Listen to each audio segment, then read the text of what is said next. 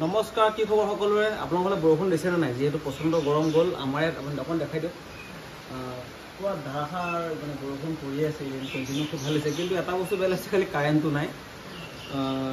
Inverter charge থাকোঁতে অকণমান সময়ৰ কাৰণে তাতে ডেটটো লৈছিলোঁ কম্পিউটাৰত, তাৰপিছত কম্পিউটাৰটো বন্ধ কৰিলোঁ। আৰু আজি যিহেতু আজি মাৰ্কেটখন খুব বেয়া, আজি বেলনিটিৰ মাৰ্কেটখন যথেষ্ট বেয়া। মেক্সিমাম টাইমটো চাইডটোত গ'ল, চাইডত হৈ থাকিলে। তো আজি মাৰ্কেটখন দেখুৱাব দিছোঁ। এইখিনিত এটা ছাইডৱেজ মুভমেণ্ট এটা থাকিলে। ৰাতিপুৱা মই পুট লৈছিলোঁ, ধুনীয়া প্ৰফিট আছোঁ। ৰাতিপুৱা কেনেকৈ স্কেল্পিং কৰিছোঁ এইকেইটা ভিডিঅ' মই এড কৰি দিম, চাই লওক আপোনালোকে। তাৰ প্ৰথম ট্ৰেড লৈছোঁ আমি এডাল কেণ্ডেল এইখিনিত ব্ৰেকআউট কৰোঁ এটা ট্ৰেড লৈছিলোঁ। আৰু এতিয়া আমাৰ প্ৰায় 600 টকাৰ ওচৰত প্ৰফিট দেখাই আছে। আমি অকণমান সময় হোল্ড কৰি চাম। আমি যদি 800 মান টকা প্ৰফিট পাওঁ তেতিয়াহ'লে আমি ওলাই দিম মানে। এতিয়া চাওক, আপোনালোকে দেখিছে, এতিয়া আমি এক্সিট কৰিম।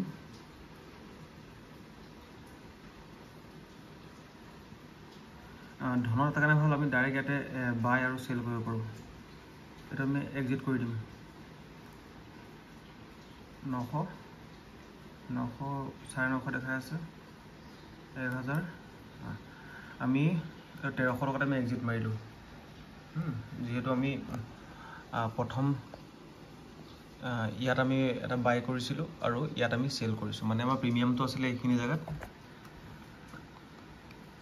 আমি এইখিনি জেগাত কিনিছিলোঁ, মানে প্ৰায় 165ত প্ৰিমিয়ামটো কিনিছিলোঁ আৰু এইখিনি আহি বেচিলোঁ। মানে তাত দেখাই দি আছোঁ কিমানত বেচিছোঁ। মই 365ত কিনিছিলোঁ আৰু 407ত বেচিছোঁ।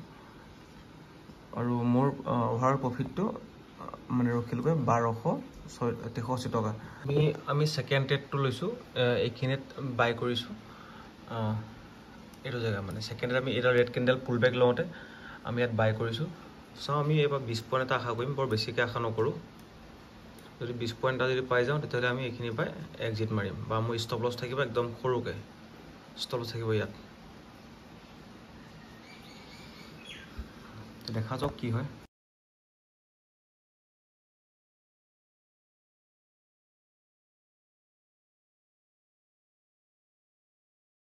ইয়াত অলপ যদি কেণ্ডেল ক্ল'জ দিয়ে তেতিয়াহ'লে মই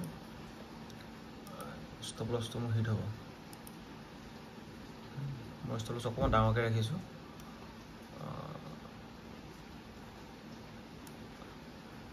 20 পইণ্টৰ ষ্টপ লছ ল'ম।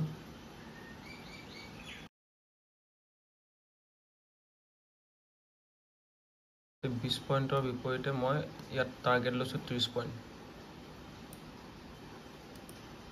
30 পইণ্ট এটা যদি পাওঁ তেতিয়াহ'লে মই এক্সিট মাৰিম, আৰু যদি 30 পইণ্ট নাপাওঁ তেতিয়াহ'লে মোৰ ষ্টপ লছ হিট হ'ব, যিকোনো এটা হ'ব।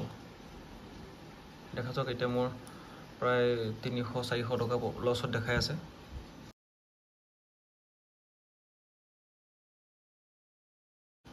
এটা মুভ দিব লাগে ওপৰলৈ, চাওঁ কি হয়। দেখিছে লছটো কমি আহিছে এতিয়া অকণমানকৈ। আমি ষ্টপ লছটো অকণ আগুৱাই দিওঁ, মানে আমাৰ লছৰ পৰিমাণটো আমি কমাই দিওঁ।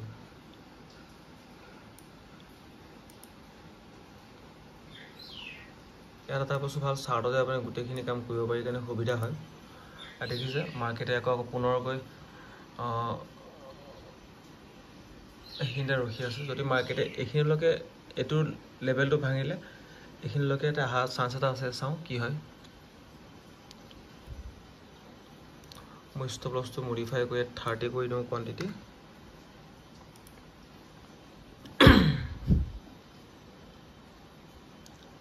এটা সৰু স্পাইক এটা ওপৰলৈ আহিব লাগে।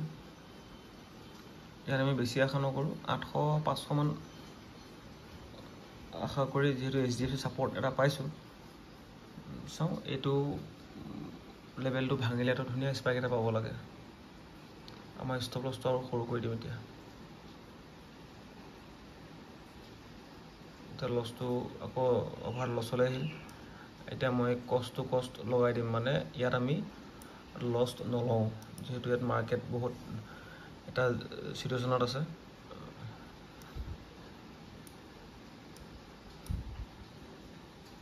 চাওঁ মাৰ্কেটে কি দিয়ে।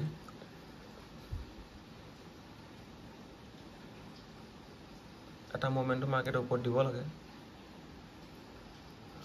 দেখা যাওক, এতিয়াও 300 মান টকা প্ৰফিট দেখাই আছে বাৰু। দেখিছে মাৰ্কেটে 500 টকা এটা প্ৰফিট দিব ট্ৰাই কৰিছে।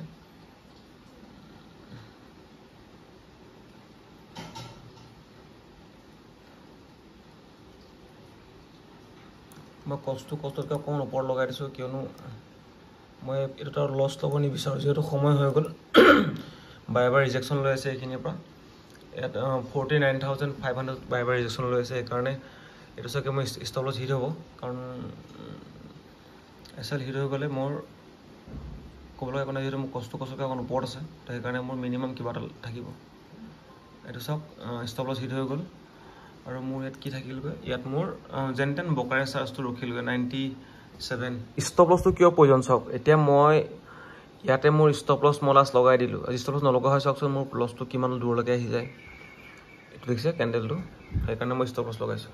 এতিয়া পুটত এণ্টি মাৰিছোঁ, পুটত এণ্টি মাৰোঁতেও যথেষ্ট দেৰি হৈ গ'ল এণ্টি মাৰা।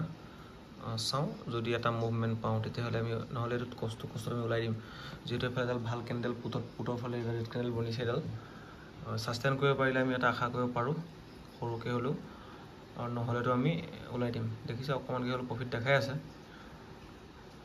300 প্ৰফিট দেখাই আছে।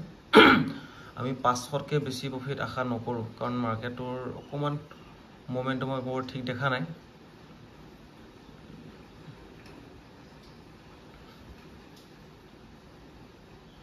এইটো এটা স্পাইক যদি আমি এইখিনিলৈকে পাওঁ তেতিয়াহ'লে আমি ওলাব পাৰিম।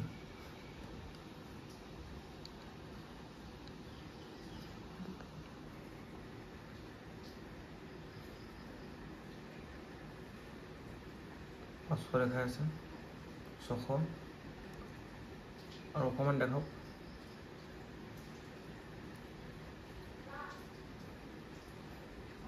যিহেতু মাৰ্কেটে এই আজি মৰ্ণিং গেপ আপ খুলিছিলে, গেপটো ফিল কৰিবলৈ আছে, তো সেই হিচাপে আমি অকণমান সময় হোল্ড কৰি চাম, বৰ বেছি সময় হোল্ড নকৰোঁ। 700লৈকে দেখাইছিলে,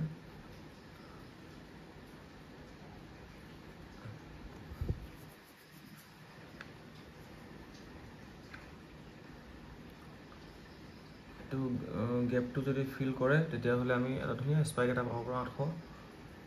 800 দেখালে,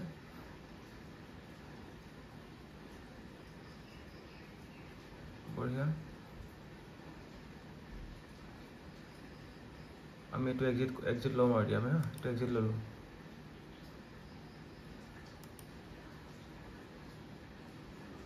এইটো আমি এক্সিট ল'লোঁ। এক্সিট লওঁতে ইয়াৰ মাৰ্কেটে যিহেতু এডাল খুব ধুনীয়া এডাল বিয়াৰ্ছ কেণ্ডেল বনালে, এই জেগাত আপোনালোকে ধৰিব পাৰিছে নাজানো, এডাল ৰেড কেণ্ডেল বনোৱাৰ কাৰণে এই চাওক মই যে কৈছিলোঁ stop লছটো important, stop loss Nalwa আজি মই গোটেই প্ৰফিটটো লছত যায়, আৰু ইও বৰ ধুনীয়া এটা মুভমেণ্ট দিছে।